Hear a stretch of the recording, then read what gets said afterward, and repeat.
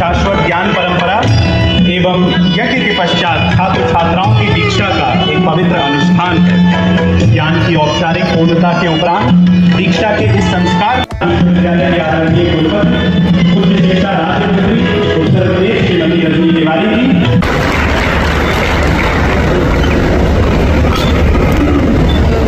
अभिनंदन करने का अनुरोध करती हूँ।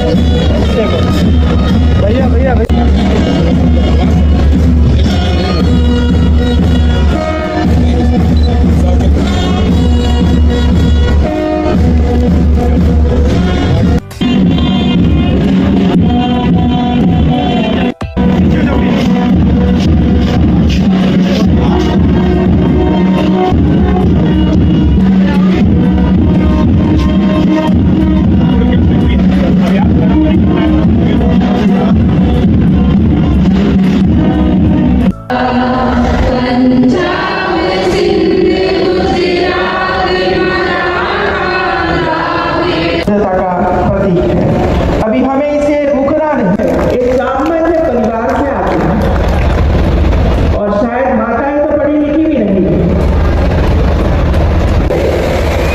उनसे पहलाया तब उन्होंने यह संदेश दिया कि नारी शक्ति केवल प्रेरणा नहीं। ऐसी कठिन परिस्थिति में वे लोग पढ़ते हैं और ऐसी स्थिति में गोल्ड मेडल लाना ये सराहनीय बात है। प्रशंसा 986 उपाधियां डिजी लॉकर में अपलोड की गई, जिनमें 20,304 तो कुल वितरित 37 पदकों में से 5 पदक छात्रों को उपस्थित होकर मुझे बहुत बहुत प्रसन्नता हो रही है। दीक्षा का ये पावन पर्व केवल औपचारिकता नहीं बल्कि ज्ञान, संस्कार और कर्तव्य बोध का उत्सव वह क्षण है जब छात्र जीवन की साधना पूर्ण होती है और सेवा के एक नए अध्याय का शुभारंभ होता है।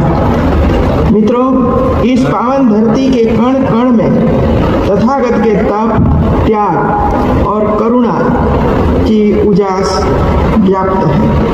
यहाँ की वायु में उनका संदेश आज भी गूंजता है।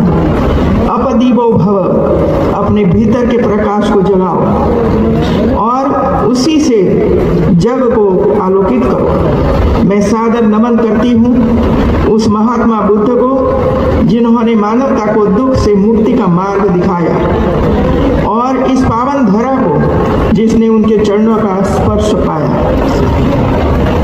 मैं आप सभी स्नातकों, अध्यापकों और अभिभावकों को इस अवसर पर हृदय से बधाई देती हूँ और कामना करती हूँ कि सिद्धार्थ विश्वविद्यालय से प्राप्त यह दीक्षा आपके जीवन को अर्थ, दिशा और मूल्य प्रदान करे। आज के समारोह के मुख्य अतिथि प्रोफेसर अनिल कुमार त्रिपाठी जी ऐसे वैज्ञानिक शिक्षक हैं जिन्होंने अनुसंधान, शिक्षण और संस्थागत नेतृत्व तीनों ही आयामों में उत्कृष्ट का अद्वितीय उदाहरण प्रस्तुत किया है।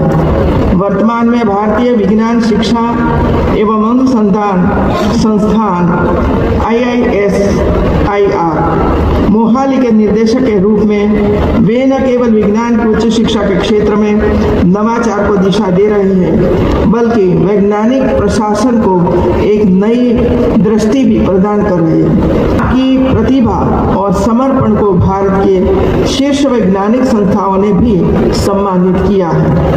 आपका जीवन और कार्य यह प्रमाणित करते हैं कि वैज्ञानिकता केवल प्रयोगशालाओं तक सीमित नहीं है बल्कि वह समाज के सतत विकास और आत्मनिर्भरता का भी आधार बन सकती है।